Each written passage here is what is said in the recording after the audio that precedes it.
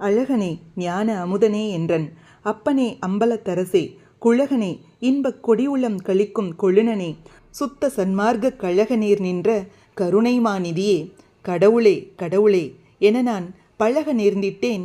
இன்னும் இவ்வுலகில் பழங்கனால் அழுங்குதல் அழகோ ஓராதார் உள்ளத்து ஒளிக்கும் ஒளியானே.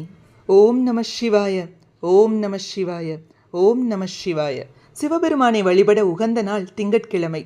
அன்றைய தினங்களில் சிவபெருமானையும் சிவபெருமானின் அம்சமாக கருதப்படும் கால பைரவரையும் வழிபடுவது மிகவும் சிறப்பு வாய்ந்த ஒன்று. நம் வீட்டின் வறுமை நீங்க அஷ்டமிகளில் மாலை நேரத்தில் வில்வம் மற்றும் வாசனை மலர்களால் பைரவருக்கு அர்ச்சனை செய்து 11 தீபங்களை ஏற்றி அஷ்டோத்திரம் சகஸ்ரநாமம் போன்றவைகளை சொல்லி வழிபடலாம்.